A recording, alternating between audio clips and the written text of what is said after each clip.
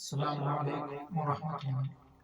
الحمد لله رب العالمين، والصلاة والسلام على أشرف المرسلين وعلى آله وصحبه وسلم. سيدنا معاذ رضي الله تعالى عنه നബി സല്ലല്ലാഹു അലൈഹി വസല്ലം തങ്ങൾക്ക് വളരെയധികം മഹബത്തായിരുന്നു.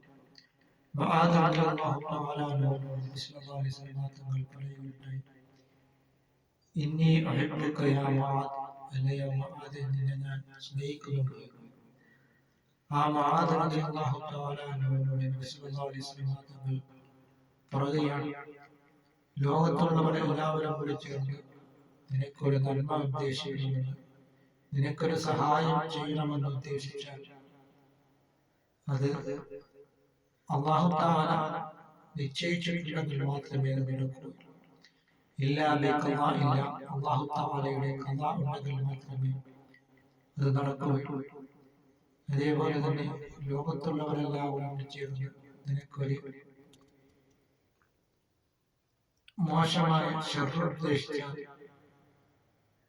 അതും അല്ലാഹു തആലയുടെ ഖദാ ഉണ്ടെങ്കിൽ മാത്രമേ അത് നടക്കൂ.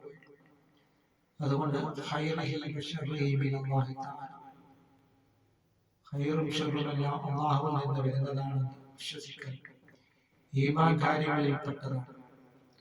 അതുകൊണ്ട് നാം അൽ ഈമാനു ബില്ലാഹ്, അല്ലാഹുവിനെ കൊണ്ട് നാം വിശ്വസിക്കുക. അല്ലാഹു തആലയാണ് നമ്മളെ പരിപാലിച്ച് പോറ്റി വളർത്തുന്നത്. അതുകൊണ്ട് നാം അശ്ശിറുക്കുമില്ല, അല്ലാഹുവിനെ കൊണ്ട് ശിർക്ക് വെക്കുന്നതിനെ തൊട്ട് നാം മാറരുത്. അത് അല്ലാഹു തആല ഒരിക്കലും പുറത്തു തരാത്തതായ ഒരു പാവമാണ്. അതുകൊണ്ട് നാം ശിർക്കിൽ നിന്ന് നാം മാറി നിന്നുകൊണ്ട് അത്തീഉല്ലാഹ വറസൂലഹു, അല്ലാഹുവിനെയും റസൂൽ കരീം സല്ലല്ലാഹു അലൈഹി വസല്ലം തങ്ങളെയും വഴിപ്പെട്ട് നാം ജീവിക്കുകയും അദ്ദുനിയ മസ്റഅത്തുൽ ആഖിറ, ഈ ദുനിയാവ് ആഖിറത്തിലേക്കുള്ള കൃഷിയിടമാണ് എന്ന് സയ്യിദുനാ മുഹമ്മദ് റസൂലുള്ളാഹി സ്വല്ലല്ലാഹു അലൈഹി വസല്ലം തങ്ങൾ പറഞ്ഞിട്ടുണ്ട്. അതുകൊണ്ട് നാം ധാരാളം നന്മകൾ കൊണ്ട് നാം മുന്നേറുക.